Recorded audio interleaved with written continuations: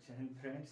आज हम modern India के टॉपिक्स को पढ़ने जा रहे हैं जो होगा हमारा कांग्रेस। कांग्रेस चैप्टर से हर एग्जाम में एक या दो क्वेश्चन तो फिक्स ही रहता है, जैसा कि बीपीएससी का पीटी जो कैंसिल हो गया उनमें तो 2-3 क्वेश्चन था। तो चलिए आज हम लोग कांग्रेस को देख लेते हैं। और ये कांग्रेस ऐसा टॉपिक है, ये सिविल सर्विस है, अदर एग्जाम जो भी वनडे कॉम्पिटिटिव लेवल का होता है सारे एग्जाम में इनसे क्वेश्चन एक या दो रहता ही है। तो चलिए हम लोग आज कांग्रेस की बात करते हैं, जो कि हम हमारे देश की आज़ादी में बहुत बड़ा योगदान दिए हैं। और ये बात सच भी है कि हमें आज़ादी भी कांग्रेस के नेतृत्व में ही मिली है।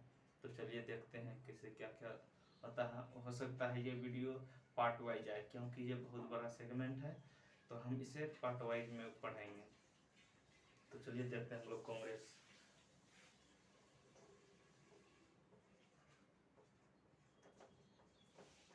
ये कांग्रेस वर्ड जो है ये हमारे इंडिया में दादा भाई नेहरू के द्वारा लाया गया। आप लोग को जैसा कि मालूम होगा कि हम अपने नेक्स्ट वीडियो में आप लोगों को बताए थे, कांग्रेस वर्ड जो है दादा भाई नेहरू के द्वारा दिया गया है। तो ये कांग्रेस वर्ड जो है ये वर्ड आखिर है कहाँ का? दादा भाई नौरोजी के द्वारा तो दिया गया है। इंडियन नेशनल यूनियन का नाम बदलकर इंडियन नेशनल कांग्रेस कर दिया गया। कांग्रेस वर्ड जो है ये वर्ड आया आखिर कहाँ से? तो चलिए हम लोग इसका बात करते हैं, ये वर्ड कहाँ से। ये वर्ड जो है कांग्रेस वर्ड ये नॉर्थ अमेरिका का एक वर्ड है, उत्तरी अमेरिका का।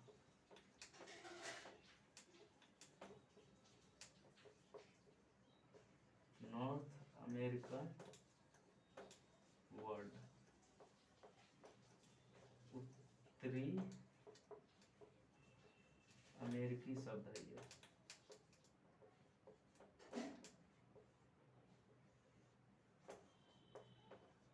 उत्तरी अमेरिकी शब्द है, जैसा कि आप लोग जानते होंगे कि कांग्रेस अमेरिका जो है अपने सांसद को कांग्रेस के नाम से पुकारती है। और ये नॉर्थ अमेरिकन वर्ड, आखिर ये कांग्रेस का जो ये जो कांग्रेस है, आखिर अमेरिका अपने संसद का नाम कांग्रेस से क्यों रखा? इसके पीछे भी एक लॉजिक है। ये कांग्रेस का अर्थ क्या होता है, हम लोग इसका अर्थ देख लेते हैं। इसका अर्थ होता है ग्रुप ऑफ पावरफुल पीपल।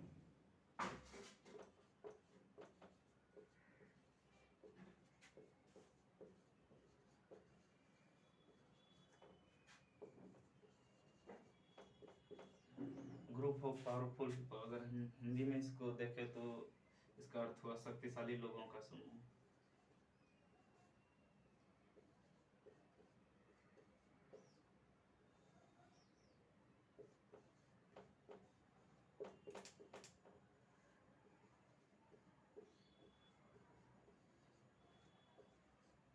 कई बार न्यूज़पेपर या जनरल या और अदर भी चीज़ में अमेरिका के द्वारा ये यूज किया जाता है कि मतलब वो अपने संसद का नाम कांग्रेस जो रखी है, तो वो हमें हमें क्या पूरे वर्ल्ड को ये दिखाना चाहती है कि कांग्रेस का अर्थ हुआ कि हमारे जो भी संसद के मेंबर हैं सारे के सारे पावरफुल हैं। और ये बात सच भी है। अगर अभी देखा जाए तो पूरे विश्व में अमेरिका ही एक ऐसा है देश है जो कि सुपर पावर है। आप लोग भी इस बात को स्वीकारते हैं, पूरी दुनिया स्वीकारती है इस बात को। चलिए हम लोग आगे देखते हैं। और ये कांग्रेस वर्ड जो है ये हमारे इंडिया में दादा भाई नौरोजी के द्वारा लाया गया था, जो कि आप लोग को हम अगले वीडियो में बता चुके हैं। तो चलिए इसके बारे में और भी बात कर लेते हैं, इसका मतलब क्या होता है, इस कैसे कैसे ये कांग्रेस जो है हमारे देश की आज़ादी में इम्पोर्टेंट रोल प्ले करता है। आखिर भारत में सवाल ये उठता है कि आखिर भारत में कांग्रेस की स्थापना करने की जरूरत क्यों हुई? ऐसी क्या विपत्ति आन पड़ गई कि कांग्रेस का स्थापना करना पड़ गया?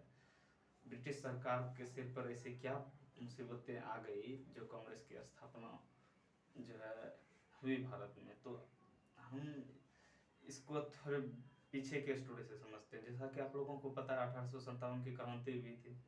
1857 की क्रांति इतनी तेजी से बढ़ रही थी आगे, जिसको दबाना अंग्रेजों के लिए नामुमकिन था।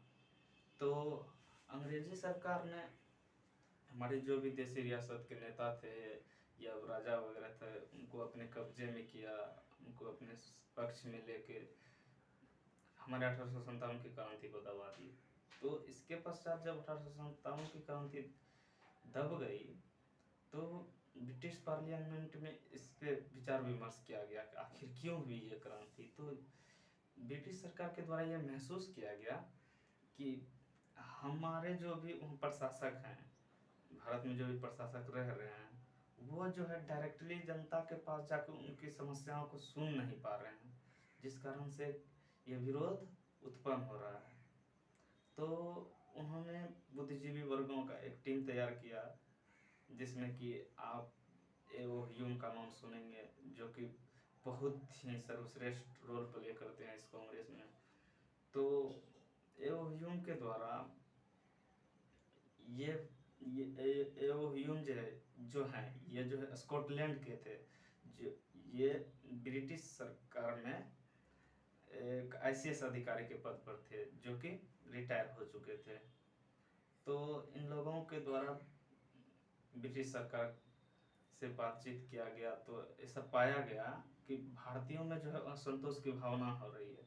तो उन लोगों ने सोचा कि क्यों नहीं हम बुद्धिजीवी, भारत के जो भी बुद्धिजीवी वर्ग हैं उनको अपने समर्थन में लेके कांग्रेस का गठन करें, जिनसे कि हम उसकी समस्याओं को जान सकें, ताकि भविष्य में आने वाले दिनों में 1857 जैसी समस्या उत्पन्न ना हो सके।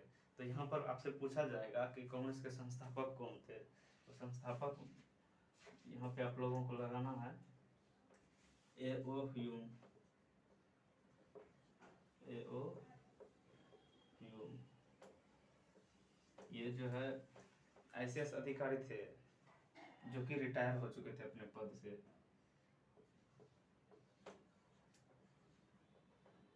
आईसीएस अधिकारी।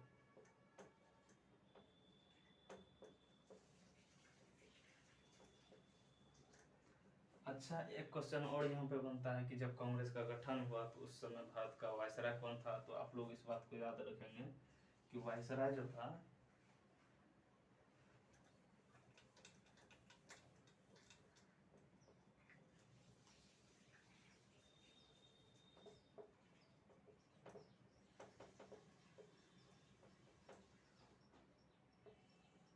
वायसराय उस टाइम था लॉर्ड डफरिन।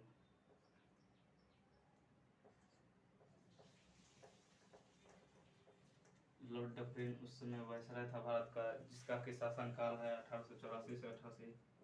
ये भी आपसे पूछा जा सकता है 1884 से 1888 तक ये इंडिया में वायसराय रहे थे। तो क्वेश्चन ये भी फ्रेम होता है कि ये भारतीय राष्ट्रीय कांग्रेस जो थी ये किसके दिमाग की उपज थी। तो आप लोगों को ये ध्यान में रखना है, ये जो है लॉर्ड डफरिन के दिमाग की उपज थी। तो चलिए हम लोग कांग्रेस से रिलेटेड और भी बात कर लेते हैं। जब भारतीय राष्ट्रीय कांग्रेस 1884 पे सबसे पहले हम लोग आते हैं।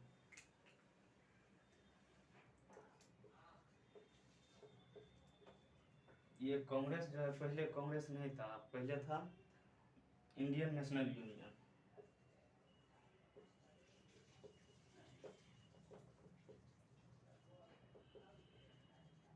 इंडियन नेशनल यूनियन 1884 में इसका गठन हो चुका था। तो 28 दिसंबर 1885 को इनका पहला अधिवेशन बुलाया गया।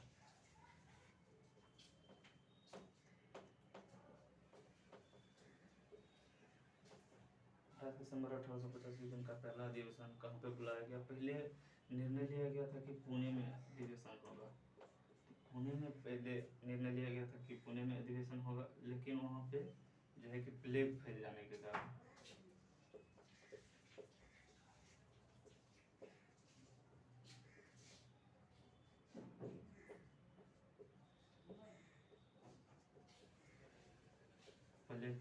कारण जो है कि पुणे में नहीं हो पाया अधिवेशन।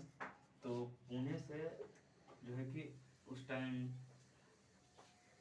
आज का जो बम्बई है,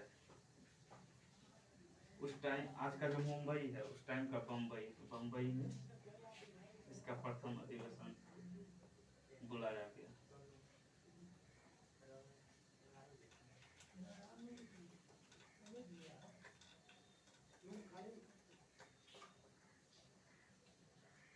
दिसंबर 1885 बम्बई में बुलाया गया। दिन था सोमवार।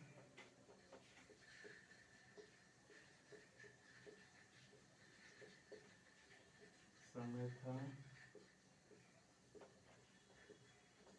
दोपहर 12 बजे।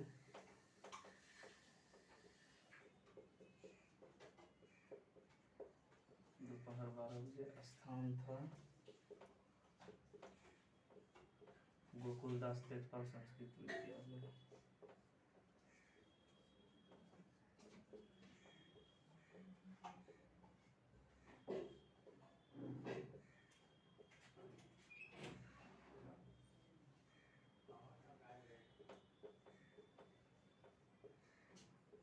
संस्कृत महाविद्यालय।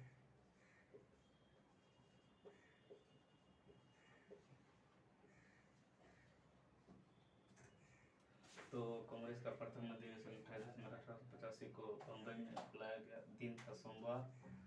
समय था दोपहर के 12 बजे। स्थान था गोकुलदास तेजपाल संस्कृत महाविद्यालय।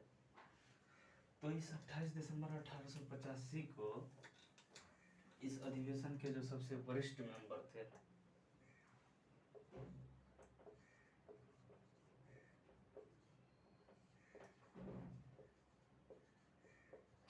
इसके जो सबसे वरिष्ठ सदस्य थे दादा भाई Nehru ji.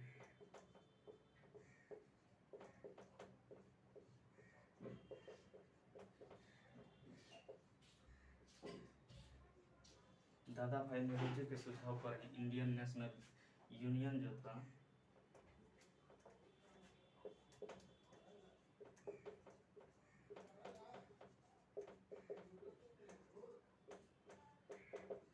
Indian national union का नाम बदलकर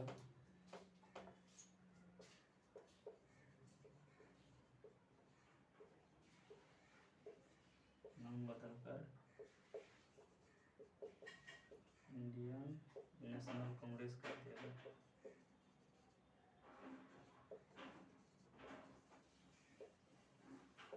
इंडियन नेशनल कांग्रेस कर दिया गया। तो आपसे क्वेश्चन पूछा जाएगा कि कांग्रेस शब्द अस्तित्व में कब आया, तो आपको लगाना है 28 दिसंबर 1885 को। तो यहीं से इंडियन नेशनल कांग्रेस अस्तित्व में आ गया। तो इसमें यह निर्णय लिया गया कि हम जो है प्रत्येक वर्ष एक अधिवेशन बुलाएंगे और विशेष परिस्थिति में अधिवेशन दो बार भी बुलाया जा सकता है। तो चलिए इसके अधिवेशन को देख लेते हैं कि आखिर इसके अधिवेशन में क्या सब मुद्दा उठाया जाता था। अधिवेशन में सभी धर्म के लोग शामिल होते थे।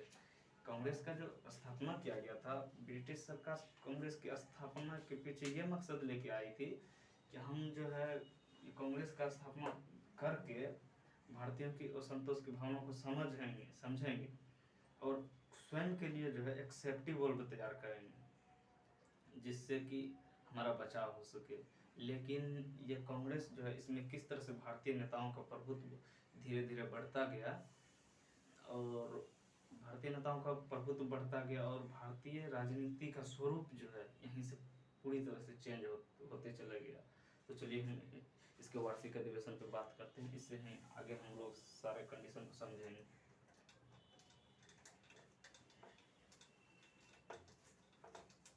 तो 1885 में प्रथम अधिवेशन तो बम्बई में ही हो गया। तो जिसमें इसमें सदस्य भी पूछा जाएगा आप लोगों से, तो सदस्य याद रखेंगे आप लोग। इसमें जो उपस्थित सदस्य थे उस टाइम थे 72 उपस्थित सदस्य थे। प्रथम अधिवेशन जो 1885 में उसमें 72 उपस्थित सदस्य थे। इसके बाद इसका जो दूसरा अधिवेशन होगा 1886 में, उसमें देखते हैं कितना सदस्य उपस्थित थे।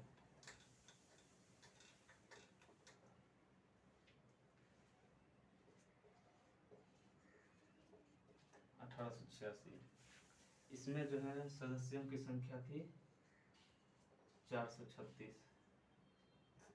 पहला तो बम्बई में हो गया, दूसरा जो है ये कोलकाता में हुआ।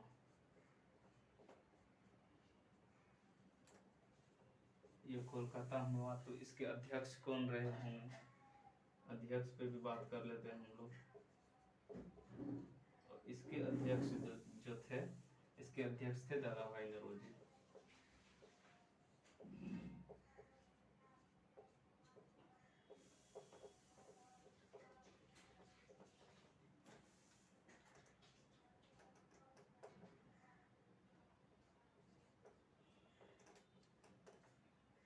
इसके अध्यक्ष दादा भाई नौरोजी थे।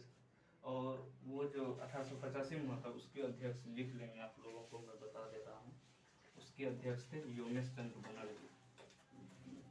सॉरी उस टाइम में लिख नहीं पाया, याद नहीं रहा।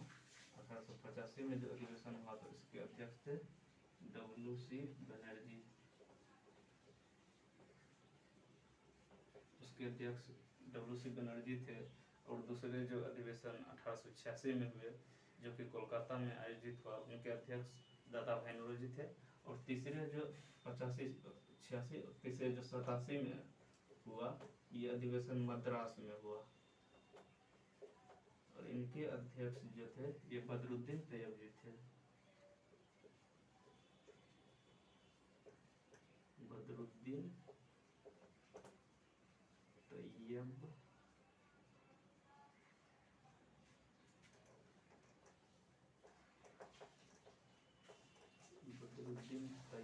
जी इसके अध्यक्ष थे। और ये भारतीय राष्ट्रीय कांग्रेस के अध्यक्ष बनने वाले प्रथम मुस्लिम थे,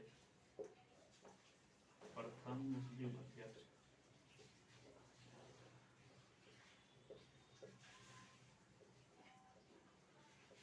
प्रथम मुस्लिम अध्यक्ष थे।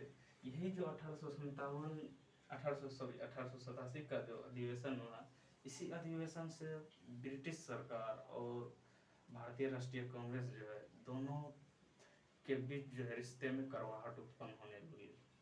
यहीं से जो रिलेशन खराब होता है तो 1947 जब तक देश को आज़ादी नहीं मिल जाता है तब तक जो है कि भारतीय राष्ट्रीय कांग्रेस और ब्रिटिश सरकार के बीच जो है कि मतभेद देखा जाएगा। तो चलिए हम लोग और आगे देख लेते हैं।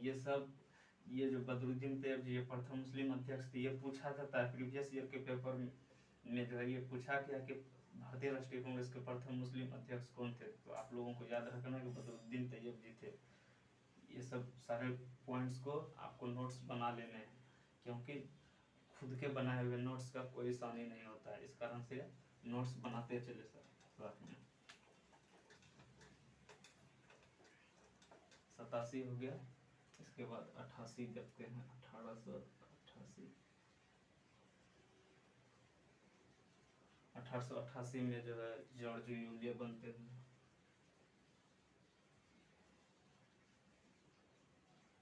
जॉर्ज यूलिया ये जो है प्रथम यूरोपियन अध्यक्ष थे। और ये हुआ कहाँ था? तो ये हुआ था इलाहाबाद में। इलाहाबाद में हुआ था। और ये अध्यक्ष इसके तो ये थे अध्यक्ष जॉर्ज यूलिया हो गया, स्थान इलाहाबाद हो गया। और ये जॉर्ज यूलिया जो है ये अध्यक्ष बनने वाले प्रथम यूरोपियन थे। तो आपसे पूछा जाएगा कि भारतीय राष्ट्रीय कांग्रेस के प्रथम यूरोपियन अध्यक्ष कौन है, तो बाद में एक विलियम बेटन बर्न भी आएगा जो कि यूरोपियन है। तो प्रथम प्रियोरिटी इसको देना है क्योंकि जॉर्ज यूलिया पहले बने हैं। तो प्रथम यूरोपियन अध्यक्ष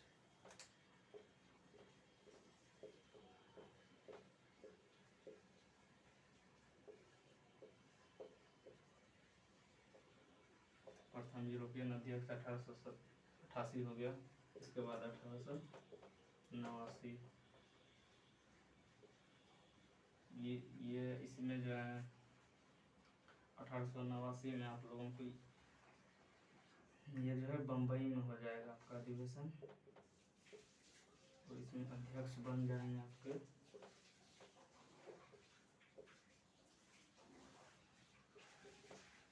अध्यक्ष जो बनेंगे वो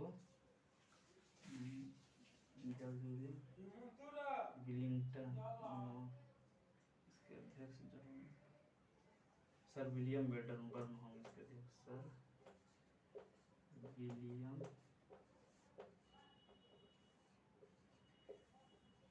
वेडर बर्न इसके अध्यक्ष जो है सर विलियम वेडर बर्न है। इसके बाद हम लोग 1889 हो गया। उसके बाद 90 देख लेते हैं।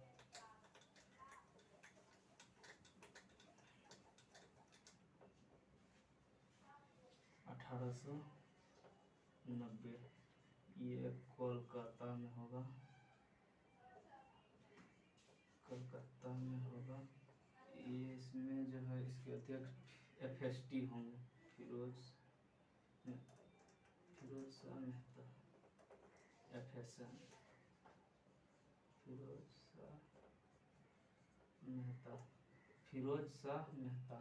ये जो है कोलकाता में होगा। ये अधिवेशन बहुत ही ज़्यादा इम्पोर्टेंट है, क्योंकि इसमें कोलकाता विश्वविद्यालय की प्रथम महिला स्नातक जो है कि कादम्बिनी गांगुली वो उपस्थित होंगी।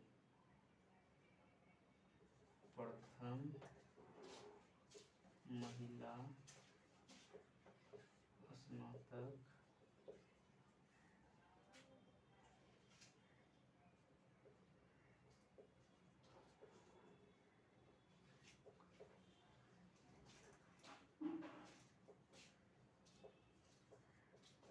कादम्बिनी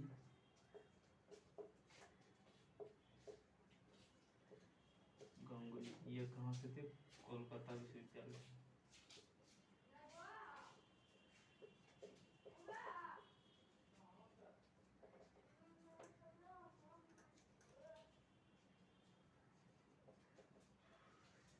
ये कोलकाता यूनिवर्सिटी से थी कादम्बिनी गांगुली, जो कि प्रथम स्नातक थी। तो ये भी आप लोगों को याद रखना है।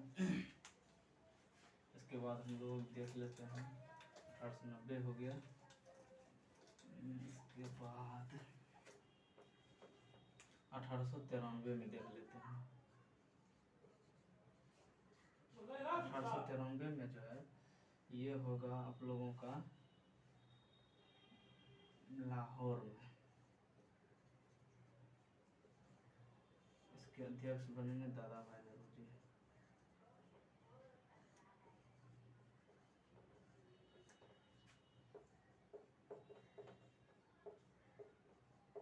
दादा भाई नौरोजी होंगे। और ये जो अध्यक्ष बनेंगे इसमें दादा भाई नौरोजी के द्वारा मांग किया गया था। ये आप लोग को ध्यान में रखना है, जो बहुत ही इम्पोर्टेंट मांग है।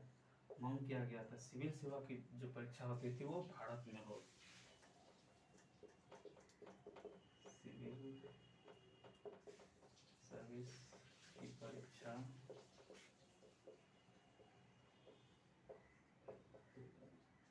भारत में, तो इसका मांग किया गया था कि सिविल सर्विस की जो परीक्षा है वो भारत में किया जाए।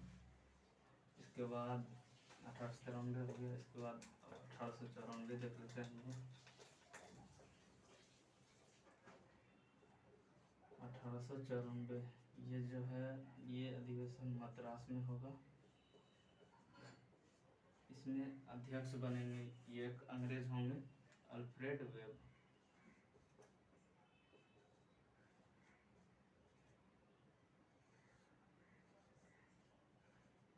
ये जो है इसके अध्यक्ष बनेंगे। और 1894 में क्या होगा, कांग्रेस का जो है ये संविधान तैयार किया जाएगा।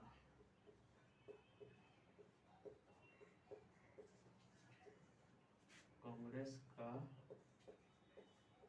संविधान तैयार किया गया।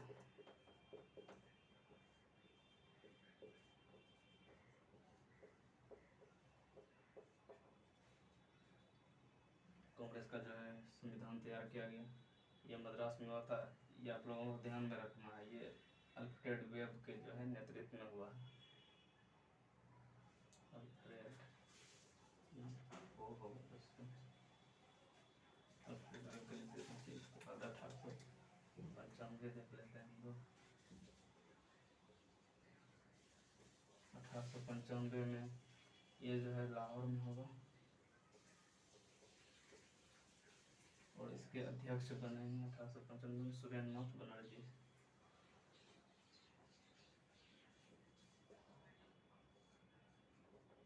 सुरेंद्रनाथ बनर्जी जो है इसके अध्यक्ष बनेंगे। इसी 1895 में जो है पूर्ण स्वराज के प्रस्ताव को पारित किया जाएगा।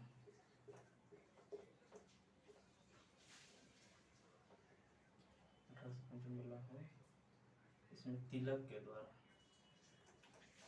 तिलक के द्वारा पूर्ण स्वराज नहीं, तिलक के द्वारा स्वराज बिल पास किया जाएगा। स्वराज बिल पारित किया गया। स्वराज बिल पारित किया गया 1895 में। इसके बाद देख लेते हैं, इसके बाद 1895 हो गया। जो जो इम्पोर्टेंट अधिवेशन है हम लोग उसी को सिर्फ देते हैं। इसके बाद हो जाएगा 1895, 1896, 1896 ये जो है कोलकाता, इसके अध्यक्ष बनेंगे रहीमतुल्लाह सयानी, रहीमतुल्लाह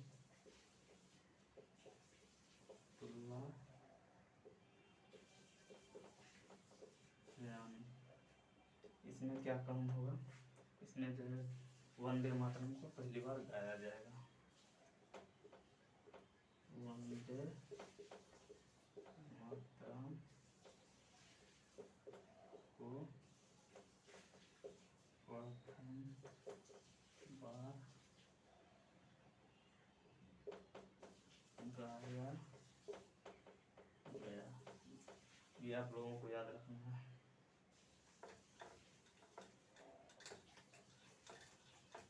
इसके बाद 1901,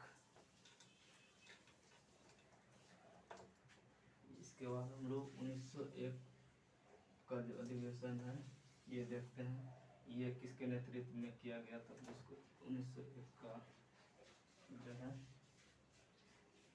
ये भी कोलकाता में ही होगा, ये भी जो है कोलकाता में होगा। ये होगा कोलकाता हुआ, ये होगा 3 सा इदुलची वाचा के नेतृत्व में, 3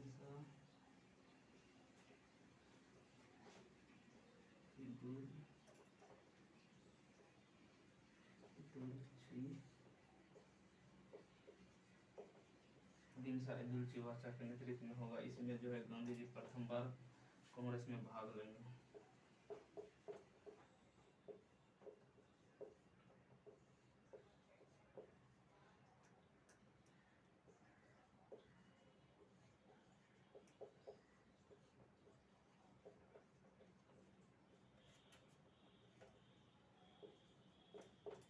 कांग्रेस में भाग लिए, यहाँ पे आप लोगों को ध्यान ये रखना है, भाग लिए हैं, अध्यक्षता नहीं किए हैं। अध्यक्षता जो है दिन साइदुलची वाचा कर रहे हैं।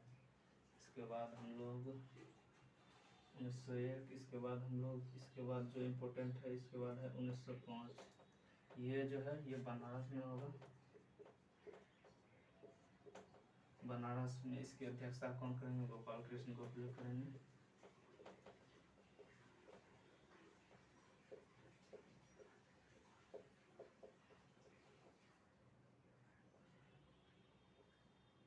गोपाल कृष्ण गोखले इसकी अध्यक्षता करेंगे। इसमें जो है आप लोगों को जैसा कि पता है कि 1905 में बंगाल विभाजन हो जाता है, तो बंगाल विभाजन के विरोध में स्वदेशी आंदोलन चलाने का जो है सारा रूपरेखा इसी 1905 के बनारस अधिवेशन में तय किया गया है। तो यहाँ पे आप लोग लिख लेंगे कार्य में स्वदेशी आंदोलन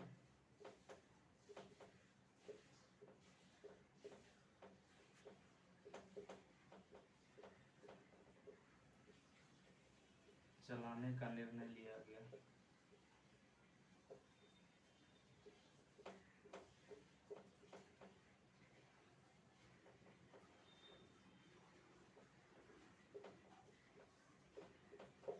निर्णय लिया गया 1905 हो गया। उसके बाद देखते हैं आगे जो भी अधिवेशन है।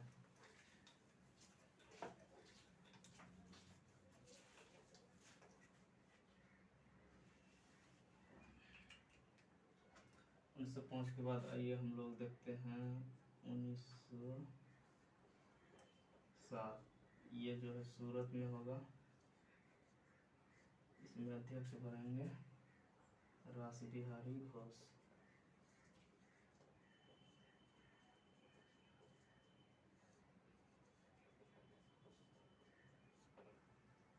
ये रासबिहारी घोष जो है, यहाँ पे बॉस आप लोग नहीं समझ लीजिएगा। रासबिहारी घोष जो है वो तो लॉर्ड हार्डिंग पे बम फेंक के 1912 के आसपास ही वो जापान चले गए थे, जो कि बाद में फिर जो है सुभाष चंद्र बोस से मिलेंगे, सुभाष चंद्र बोस उससे मिलेंगे।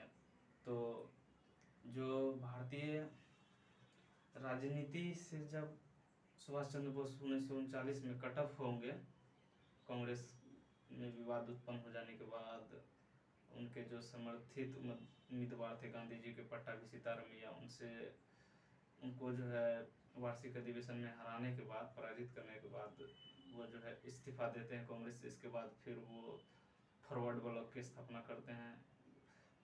फिर जो है भारतीय राष्ट्रीय आर्मी जो होती है, INS वगैरह जो होते हैं, इनके जो भी कार्य होते हैं उनमें जो है रासबिहारी बोस का है काफ़ी योगदान रहता है। तो वो हम लोग जब सुभाष चंद्र बोस पढ़ेंगे तो उन्हें अच्छी तरीके से देख लेंगे। ये जो है 1907 में हुआ था। इसको जो है एक और नाम दिया जाता है, इसे सूरत फूट भी कहा जाता है।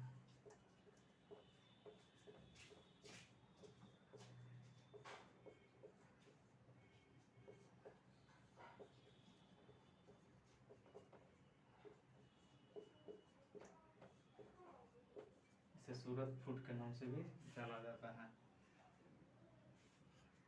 दरअसल हुआ ये 1907 वाला जो अधिवेशन था, तो आप लोगों को हम बता देना चाहते हैं कि 1905 में जो हमारा बंगाल विभाजन हुआ था, तो उसमें गरम दिल के नेता ये नहीं चाहते थे कि ये जो है बंगाल विभाजन वाला जो मसला है वो पूरे देश में फैले। लेकिन उदारवादी नेता, जो भी उदारवादी नेता थे, वो नहीं चाहते थे कि ये बंगाल विभाजन का मसला पूरे देश में फैले। लेकिन जो उग्रवादी थे, यानी कि गरम दल के नेता थे, वो चाहते थे कि नहीं, ये पूरे देश में फैले, ताकि हमारे देश में ये अगर व्यापक रूप से फैलेगा तो देश के आम लोगों को भी समझने का मौका मिलेगा। तो इस मतभेद के कारण जो है 1907 में सूरत अधिवेशन में जो है कांग्रेस का विभाजन हो जाता है, जो कि आगे चल के 1916 में वापस फिर मिल जाते हैं ये लोग। लखनऊ में ये अधिवेशन होता है, तो फिर 2 साल के बाद फिर से इसका विभाजन हो जाता है। तो आप लोगों से यहाँ पूछा जाएगा कि 1907 में, और ये तो हो गया, इसे सूरत फूट के नाम से भी जाना जाता है। कांग्रेस का प्रथम विभाजन है यह, कांग्रेस का प्रथम विभाजन है।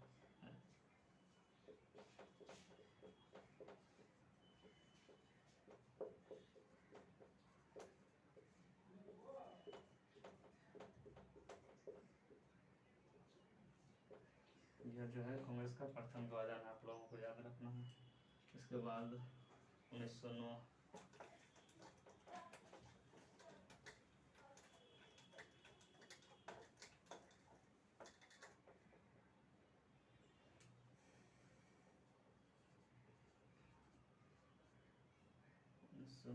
ये होगा लाहौर में।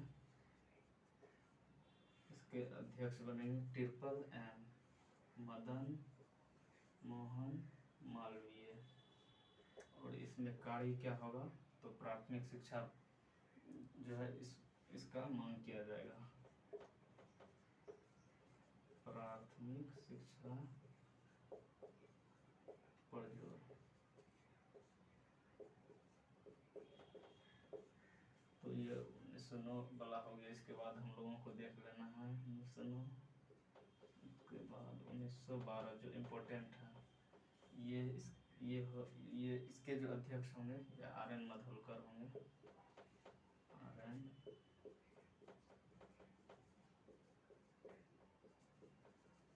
माधोलकर, ये जो है ये 1912 की ये प्रथम अधिवेशन होगा, जो कि बिहार में होगा। ये होगा बांकीपुर पटना में।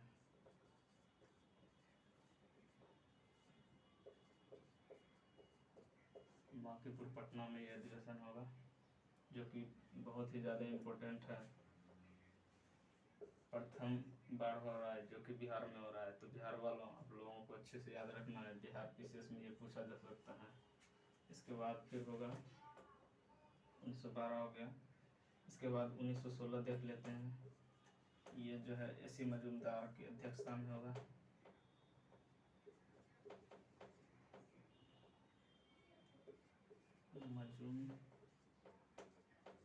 एसी मजूमदार, ये जो है लखनऊ में होगा।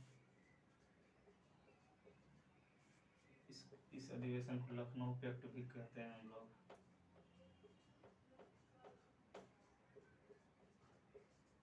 लखनऊ पैक्ट आप लोगों को याद रखना है, ये बहुत ही ज़्यादा ऐतिहासिक अधिवेशन है। इसमें जो है मुस्लिम लीग और कांग्रेस का जो है संयुक्त अधिवेशन होता है, तो याद रखना है मुस्लिम लीग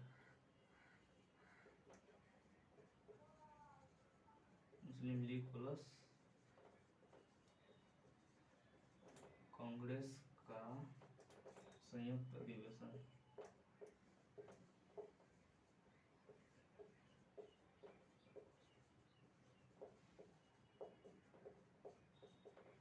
ये 1916 वाला अधिवेशन जो है ये काफ़ी इम्पोर्टेंट है, ये बहुत बार पूछा भी गया है, तो आप लोगों को याद रखना। ये एकमात्र ऐसा अधिवेशन था जो कांग्रेस और मुस्लिम लीग का संयुक्त अधिवेशन रहा था, जो कि काफ़ी ऐतिहासिक है। इसमें जो है कांग्रेस जो है मुस्लिम लीग के पृथक निर्वाचन को भी मंजूरी दे देती है, यानी कि मान लेती है उसके इस प्रस्ताव को, तो ये याद रखना आप लोगों को।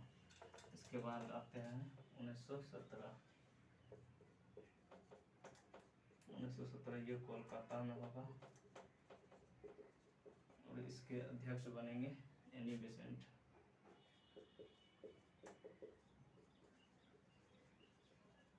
एनी बेसेंट जो कि प्रथम महिला अध्यक्ष होंगे कांग्रेस के।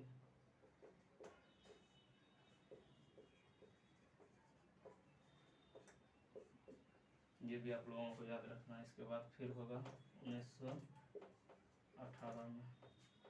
1918 में जो होगा ये होगा ट्रिपल एम मदन मोहन मालवीय की अध्यक्षता में, और ये होगा दिल्ली में होगा, और इसमें जो है कांग्रेस का दूसरी बार विभाजन हो जाएगा।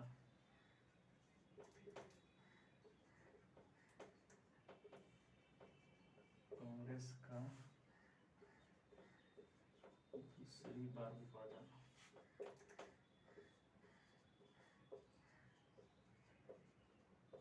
दूसरी बार विभाजन हो जाता है, आप लोगों को ये याद रखना है, ये काफ़ी इम्पोर्टेंट है।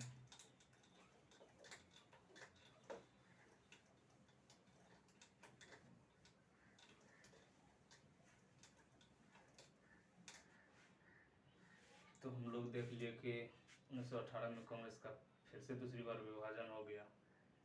तो इस विभाजन का आखिर कारण क्या था? 1916 में तो कांग्रेस और मुस्लिम लीग और गरम दल ये जो थे तीनों का संयुक्त अधिवेशन हुआ था। 1916 में कांग्रेस में जो है ये गरम दल 1907 में जो विभाजित हो गई थी, कांग्रेस से अलग हो गई थी, वो वापस मिल जाती है उसमें। लेकिन ऐसा फिर क्या हुआ कि 1918 में ये विभाजित हो गया? तो 1918 में हुआ ये कि गरम दल के जो भी नेता थे वो चाहते थे कि तिलक जो है उनका इस वार्षिक अधिवेशन का अध्यक्ष बने। लेकिन आप लोगों को पता है हमारे इतिहास में ऐसा देखा गया है अक्सर, ये उदारवादी लोग जो हैं हमेशा जो है अपनी बुद्धि के माध्यम से उग्रवादियों को दबाते आए हैं, जो कि बहुत ही गलत है। तो उदारवादी नेताओं का मेन मोटो ये था, वो सरकार के खिलाफ जो है हिंसक प्रदर्शन नहीं करना चाहते थे। वो चाहते थे कि अनुनय विनय की जो भी नीति है उसके द्वारा सरकार को इम्प्रेस किया जाए, जो कि उस टाइम अच्छा नहीं था। समय की मांग थी कि हम अंग्रेज़ों से अपने हक के लिए लड़ें। जैसा रवैया वो हमारे साथ कर रहे हैं, हम लोग ऐसा रवैया उनके साथ करें। तो उग्रवादियों के द्वारा जब तिलक को नहीं बनाया जाता है अध्यक्ष, तो उसके द्वारा फिर लाला लाजपत राय को चुना जाता है अध्यक्ष के लिए, लेकिन वो भी नहीं बन पाते हैं। तो उदारवादियों का सपोर्ट जो है ये मदन मोहन मालवीय को जो अभी जो लिखे थे ट्रिपल एम, इसको सपोर्ट मिल जाता है।